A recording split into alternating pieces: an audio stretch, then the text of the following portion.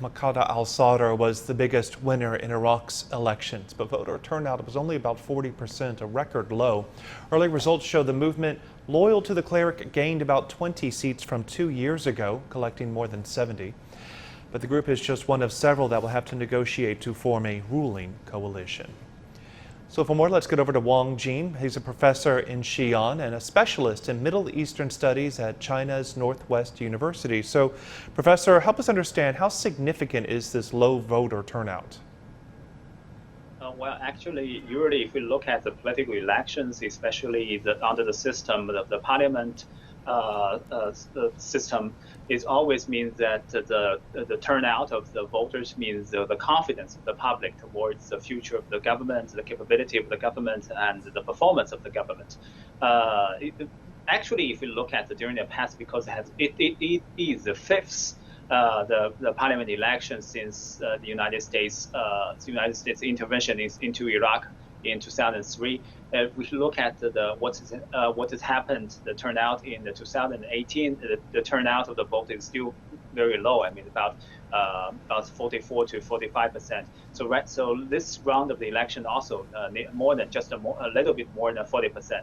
So usually the lower the turnout means that the people still feels disappointed and still feels very inconfident about the political system. So that shows that the new government, although it is on the process of forming, although it is on the process of reforming, it means that the new government in the future has to do something to meet the demands of the people and to help improve the conditions of the peoples inside Iraq.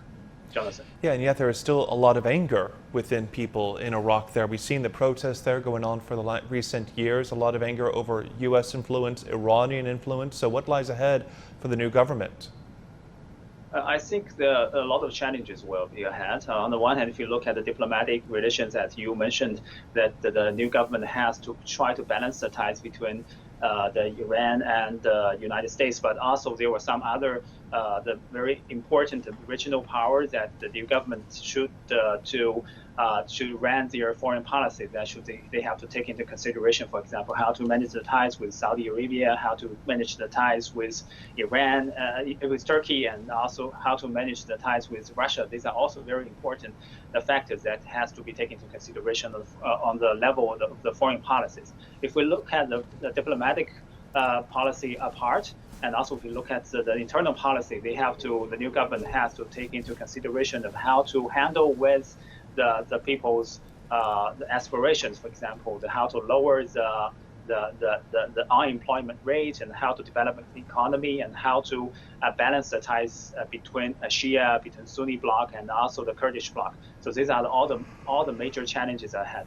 So I think this is only a very beginning step for the new government in the future, and a lot of things and all that needs to be done to settle the uncertainties and all the challenges. Jonathan. A difficult road ahead for sure. Professor Wang Jin from China's Northwest University, thanks for your time. Well, let's get an idea of what's happening on the ground and get over to our Baghdad-based correspondent, Owen Holdaway, who's joining us live from the capital. So, Owen, walk us through what these results show from this election. I think the main takeaway at the moment is that the Moqtada al-Sadr's movement, the Sarun party, has essentially made major gains. Looks like they've got 20 extra seats, which is a real improvement on what they had before. Additionally, I think the other key takeaway is the fact that there was a very low turnout. Only around about 41% of the registered electorate actually participate. And here in Baghdad, the participation rate was even lower. I think additionally, what was key as well, here in Baghdad, a lot of the young people who were involved in the protest movement didn't participate. So it really does affect the potential legitimacy of any future government that the Sadr movement ends up leading.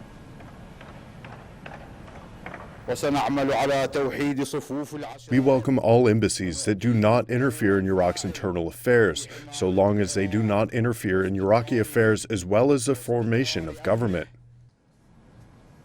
So that was a Shiite cleric, al-Sadr, there speaking after what appears to be his win there. So Owen, you just mentioned that a lot of young people who are protesting, angry in the streets of Baghdad, are not voting. That's partly why we've seen such low voter turnout. Why aren't they showing up to vote?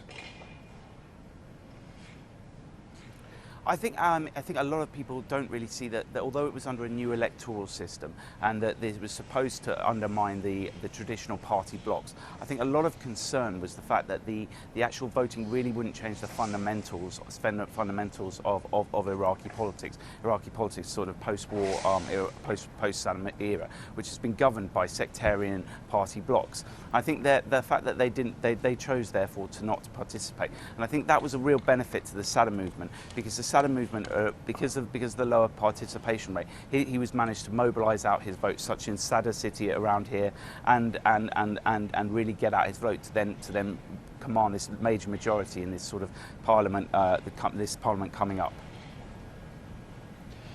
So, Owen, as these votes were being tallied, another development happening in Baghdad here, the announcement that a senior figure from the Islamic State was captured. What more can you tell us about that? Yeah, I mean, the Moqtada Academy tweeted about it yesterday. Basically, it seems like that it's one of the finance ministers of the ISIS was captured. It seems like a very high level official. I think these ongoing counter-terrorism operations, which the Iraqi services often do in conjunction with the US, who have a few bases here, seem to be ongoing. And I think it's also key to sort of point out that this will not stop ISIS within Iraq. Iraq, although it defeated ISIS, this sort of territorial caliphate, and rettook their capital here in Mosul back in 2017. I think the issue, though, of Islamic extremism and Sunni alienation, particularly in the regions of Anbar and some areas of Nineveh, which ISIS really feed off, have not gone away, and these operations will likely have to continue. All right, Owen Holdaway reporting for us from Baghdad. Thank you.